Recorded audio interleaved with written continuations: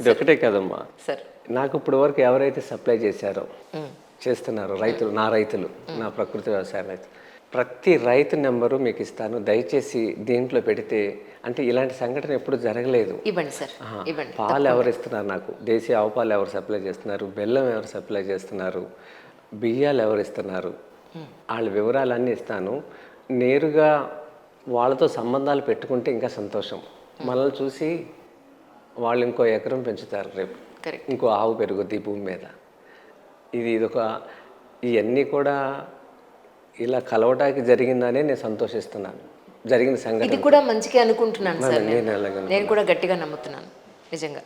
ఇలా ఎక్కడ బ్యానర్ పెట్టలేదమ్మా నేను సార్. అవును సార్, నాకు తెలుసు.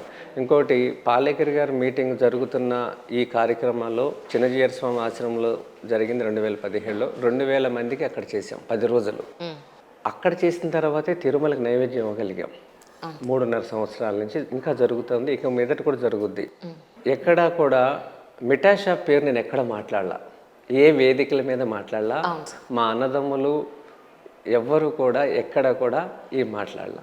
రెండోది, షాప్లో సేంద్రియ పద్ధతులతో మిఠాయిలు తయారు చేస్తున్నారని కొంతమంది ప్రస్తావన చేశారు. సేంద్రియ పద్ధతులతో మిఠాయిలు మేము చేస్తున్నామని ఈ 25 ఏళ్ళలో ఎక్కడా సభాముఖంగా కానీ, వ్యక్తి దగ్గర కానీ, సంస్థ దగ్గర కానీ మాట్లాడలేదు, చెప్పలేదు. అలా ఊహించుకున్నారు వచ్చిన వాళ్ళు. ఆ సమయంలో నేను షాపు దగ్గర ఉన్నాను అనుకోండి, కొంతమంది బయట రాష్ట్రాల నుంచి ఎవరైనా వస్తే, బయట దేశాల నుంచి నా షాపుని చూపించుకోవటం వాళ్ళకి ఒక ఇదిగా అనిపిస్తుంది. నా చెవిని పడింది అనుకోండి, వీళ్ళందరూ ఆవు నెయ్యితో మిఠాయిలు తయారు చేస్తారు అని అలా అంటున్నప్పుడు, లేకపోతే వీళ్ళందరూ ఆవు నెయ్యితో మిఠాయిలు చేస్తారు అని నా చెవిలో పడితే, కాదు కాదు మేము చేసేది ఈ ఆవు పాలతో ఈ మిఠాయిలు, ఇది ఈ నెయ్యితో ఇది, బరి నెయ్యితో ఇది అని నేను వివరంగా చెప్తా. కరెక్ట్. అలాగే షాపు ఇన్నాళ్ళు నిర్వహిస్తున్నా నేను రిఫైండ్ ఆయిల్ వాడట్లేదు షాపులో. ఇది రాసుకునే సమయం తీరిక మాకు లేదు. ఏం చేస్తున్నామో తెలుసు. రిఫైండ్ ఆయిల్ వాడను. మైదాని ప్రభుత్వాల అనుమతితోనే తయారు చేస్తున్నారు కదా. మిఠాయి షాప్ అంటే మైదా లేకుండా కదా. 90% మైదా లేదు నా దగ్గర, ఓన్లీ 10%. ఆ 10% కూడా పేని దీపావళికి అది కానీ ఆపేస్తే మమ్మల్ని ఊరుకోరు జనం. నా దగ్గర పేని అంత ఇష్టం, అందుకని ఆ ఒక్క ఐటము మేము అది వాడతాము. ఫ్రూట్ హల్వాలో కొంత పర్సంటేజ్ మిక్స్ చేస్తారు. ఇది మా దగ్గర మన మైదా. కచోరీ, సమోసాలు ఇట్లన్నీ కూడా గోధుమ పిండితో చేస్తాం.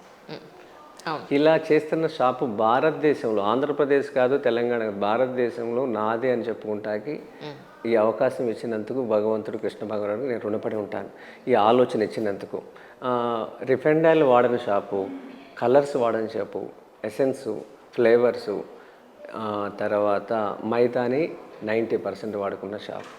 కానీ ఏ రోజు సందర్భం రాలా నేను చెప్పుకోవాలని, నా మీటింగ్లో ఎక్కడ చెప్పలేదు. ఇది చేస్తున్నాను. దీన్ని విజయరామ్కో, ఎమరాల్డ్ మిఠాయి షాప్కో నష్టం కాదమ్మా. నా బిజినెస్ ఏం తగ్గలేదు. కానీ ఈ మత్స ప్రకృతి వ్యవసాయం మీద పడితే కష్టం. ఇంకో 5 ఏళ్ళు 10 ఏళ్ళు ఉంటాడు ఈ భూమి మీద విజయరామ్. అయ్యో, అంతే కదా. ఎవరైనా అలా అనకండి. ఎవరైనా ఉండండి, నేను భూమి కొనుక్కుని కాస్త నేను కూడా ఒక ఆవుని, గేదెని పెట్టుకుని, మీరు గేదెని ఇష్టం నేనేమంటానంటే మనంతా టెండెన్స్ ఇక్కడ, అంతే కదా. ఓనర్స్ అయితే కాదు కదా, వెళ్ళిపోతాం, ఖాళీ చేయాలి అని డెప్యుటేషన్ మీద వచ్చామనుకోవాలి. అలా జరిగినప్పుడు రేపు జరగాల్సింది వ్యవసాయం కదా, తరతరాలు తినాల్సింది భూమి మీద వ్యవసాయం కదా, పండించిన ప్రకృతి వ్యవసాయం కదా. దీనికి నష్టం జరిగితే కష్టం. అందుకని దీని మీద మచ్చపడకూడదని చెప్పి మీరు ఎన్ని రికార్డులైనా సభాముఖంగా చెప్తున్నారు మీ ఛానల్ ద్వారా. ఎమరాల్డ్ మిఠాయి షాప్ గురించి వ్యాపారాన్ని పెంచుకోవాలి అనుకుంటే నేను మాట్లాడొచ్చు కదా, నా వేదికల మీద నేను మాట్లాడొచ్చు కదా, నన్ను ఎవరు ఆపలేరు కదా. నేనే ఖర్చు పెట్టి పాలేకర్ గారిని తీసుకొచ్చా, ఏ ఒక్కరోజు కూడా మాట్లాడాల. దాన్ని ముడిపెట్టలేదు నేను.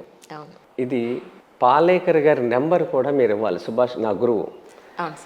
విజయరామ్ ఎవరు అనేది కూడా అపోహలు ఉన్న వాళ్ళకి ఆయన నేరుగా మాట్లాడుతా అన్నారు నెంబర్. అలాగే శబరమతి గారు మా అందరికీ ఇన్ని రకాల విత్తనాలు, మీకు గోవింద భోగ ఎన్ని ఇచ్చానే, ఆవిడే మనకి భిక్ష. 365 రకాల విత్తనాలు ఇచ్చింది మనకి. ఆవిడెవరు, ఆవిడ నంబరు విజయరామ్ ఎవరని తెలుసుద్ది కదా. తప్పకుండా. అలాగే ఈ వినియోగదారులకి ఎవరికైతే అనుమానాలు ఉన్నాయో వాళ్ళందరి కోసం నేను ఒక వారం రోజులు ఒక శిబిరం చేస్తున్నా. ఎందుకు సార్ మీరు చెప్పారు కదా. లేదు ఈ శిబిరం ఏంటంటే దీని వెనక ఒక కారణం ఉంది సార్. నిజానికి మొన్ననే కార్యక్రమం అనౌన్స్ చేయాలనుకున్నా. ఇది నేను 10 ఏళ్లలో ఆ శిబిరాలు నేను 3 సార్లు చేశాను. ఇందిరా పార్క్ దగ్గర, ఇందిరా పార్క్ దగ్గర ధర్నా చౌక్ ఉంది కదా, అక్కడ వాననీటి సంరక్షణ మీద నెల రోజులు కూర్చున్నా. నా షాప్ వదిలిపెట్టి ఉదయం 9ంటికి వెళ్ళి సాయంత్రం 6 వరకు కూర్చొని ఇలా ఒక 2000 ఇంకుడు గుంటలకి ప్రేరణ కలిగించా. అపార్ట్మెంట్లో, ఇండిపెండెంట్ హౌస్లో, కాలనీస్లో, గేటెడ్ కమ్యూనిటీ హాల్స్లో, పొలాలలో నీటిని తక్కువ ప్లేసులో తక్కువ సమయంలో నీరు ఎలా ఎక్కువ ఇంకించాలనే దాని మీద నాకు మంచి అనుభవం ఉంది.